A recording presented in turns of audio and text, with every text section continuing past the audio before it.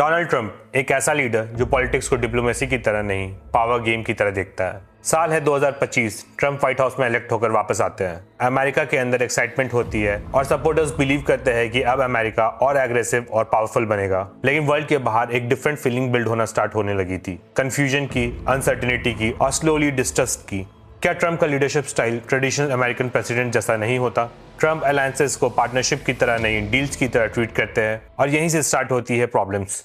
सबसे पहला cracks Europe में दिखने लगता है। डिकेड्स तक नेटो सिंपल प्रिंसिपल पर चलता है, अमेरिका यूरोप का साथ देगा। लेकिन ट्रंप का अप्रोच थोड़ा डिफरेंट है। मीटिंग्स के अंदर कंसल्टेशन को कम करना और डिक्टेशंस को बढ़ा देना। ट्रंप ओपनली नेटो कंट्रीज को प्रेशर करता है कि डिफेंस बजट को बढ़ाओ, अमेरिका हर बार तुम्हारी हेल्प करने नहीं आएगा और यूएस तुम्हारी सिक्योरिटी का बिल फॉरएवर पे नहीं करने वाला।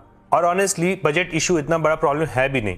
रियल प्रॉब्लम है ट्रंप का बिहेवियर। फ्रांस के लीडर्स को ओपनली मॉक करना, जर्मनी को क्रिटिसाइज करना, नेटो को पेपर टाइगर बुलाना और पब्लिक स्पीचेस में नेटो को बर्डन बोलना। इन सब चीजों ने यूरोप को अनकंफर्टेबल करना स्टार्ट कर दिया था, क्योंकि अलाइज रिस्पेक्ट की उम्मीद रखते हैं। और फिर ग्रीनलैंड इशू।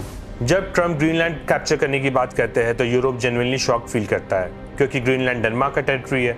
और सडनली नेटो कंट्रीज रियलाइज करती हैं कि अमेरिका का लीडरशिप अलाइज के कंसर्न्स डिस्कस करने के बजाय लोन वुल्फ की तरह एक्ट कर रहा है। आज एक स्टेटमेंट तो कल कंप्लीटली अपोजिट स्टेटमेंट, कभी नेटो को सपोर्ट करना तो कभी इनडायरेक्ट थ्रेट देना। और स्लोली यूरोप के अंदर एक डेंजरस क्वेश्चन ग्रो करना स्टार्ट होने लगता है, क्या अमेरिका प्रेडिक्टेबल अलाई रहा भी है? ये ट्रस्ट इशू नेटो को वीक करना स्टार्ट कर देता है। जैसे कि फ्रांस स्ट्रैटेजिक ऑटोनॉमी की बात करता है, जर्मनी अपनी मिलिट्री को और ताकतवर करने की बात करता है और यूरोप बैकअप प्लानिंग स्टार्ट कर देता है। और जियोपॉलिटिक्स में जब अलाइज बैकअप प्लान कर रहे होते हैं तो समझ जाओ कि ट्रस्ट क्रैक हो चुका है। इंटरेस्टिंगली इंडिया भी स्लोली सेम रियलाइजेशन तक पहुंचते जा रहा है। ट्रंप के फर्स्ट टर्म में इंडिया और अमेरिका का रिलेशनशिप काफी स्ट्रांग रहा। ट्रंप के इलेक्टेड होने के बाद इंडिया जेन्युइनली होपफुल होता है, क्योंकि कोल्ड वॉर के time America mostly Pakistan friendly रहता है। लेकिन रिसेंट ईयर्स में मल्टीपल यूएस प्रेसिडेंट इंडिया के साथ ट्रस्ट बिल्ड करते हैं और ट्रंप के फर्स्ट टर्म में लगता है कि अमेरिका फाइनली इंडिया को एक इक्वल स्ट्रैटेजिक पार्टनर की तरह देख रहा है। लेकिन सेकेंड टर्म में टोन चेंज होना स्टार्ट होता है। ट्रंप इंडिया पर ह्यूज टैरिफ्स लगाते हैं, इंडियन एक्सपोर्ट्स इंपैक्ट होने लगते हैं, इंडियन वर्कर्स और आउटसोर्सिंग को क्रिटिसाइज किया जाता है। और फिर इंडिया को फील होता है कि अमेरिका फ्रेंडशिप की बात तो करता है लेकिन प्रेशर टैक्टिक्स को भी यूज करता है। लेकिन इंडिया के लिए बिगेस्ट कंसर्न कुछ और ही है। इंडिया इंडिपेंडेंट फॉरेन पॉलिसी को फॉलो करता है। इंडिया रशिया से भी रिलेशन को मेंटेन करता है, ईरान से भी और अमेरिका से भी। लेकिन ट्रंप ओपनली इंडिया की इस स्ट्रैटेजिक ऑटोनॉमी को क्वेश्चन करना स्टार्ट कर देते हैं। और फिर पाकिस्तान एंगल भी इंडिया को कॉशियस बना देता है।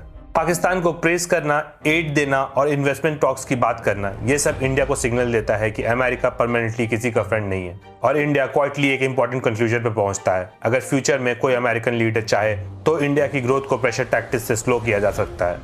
इसीलिए इंडिया अमेरिका के क्लोज तो रहना चाहता है लेकिन डिपेंडेंट नहीं बनना चाहता। और इसके बाद आता है मिडिल ईस्ट क्राइसिस, जो एक्सप्लोड होना स्टार्ट होता है। ईरान न्यूक्लियर डील को लेकर के टेंशंस ऑलरेडी हाई रहते हैं। अमेरिका रिपीटेडली ईरान को वार्निंग देता है। इजराइल भी प्रेशर बिल्ड करता है, क्योंकि इजराइल ईरान को एक थ्रेट मानता है और ट्रंप एग्रेसिवली बिलीव करता है कि ईरान को हार्ड प्रेशर के बिना कंट्रोल नहीं किया जा सकता। फिर मिलिट्री एस्केलेशन स्टार्ट होती है, वॉरशिप्स मूव करने लगते हैं, मिसाइल्स टेंशन बढ़ा देती है और ग्लोबल मीडिया पैनिक मोड में चली जाती है। और इंटरनेट पर एक थ्योरी वायरल होने लगती है, एप्स्टीन फाइल्स कंट्रोवर्सी। कुछ लोग स्पेकुलेट करते हैं कि ट्रंप वॉर का यूज कर रहे हैं अटेंशन को डाइवर्ट करने के लिए, लेकिन ऑनेस्टली ये स्पेकुलेशन ही रहता है। रियल रीजन ज्यादा कनेक्टेड लगता है, इजराइल अलायंस और ईरान न्यूक्लियर टेंशन से।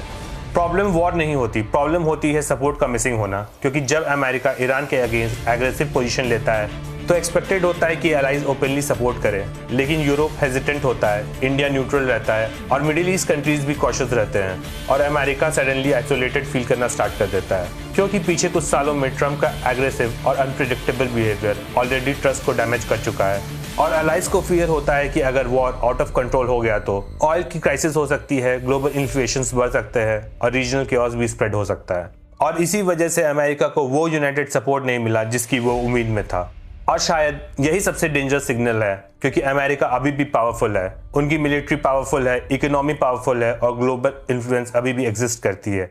लेकिन जियोपॉलिटिक्स में सिर्फ पावर इनफ नहीं होता, ट्रस्ट भी चाहिए होता है, प्रेडिक्टेबिलिटी भी चाहिए होती है। और जब अलाइज स्लोली डिस्टेंस बनाना स्टार्ट कर देते हैं तो सुपर पावर्स वीक नहीं, आइसोलेटेड फील होना स्टार्ट कर देती है।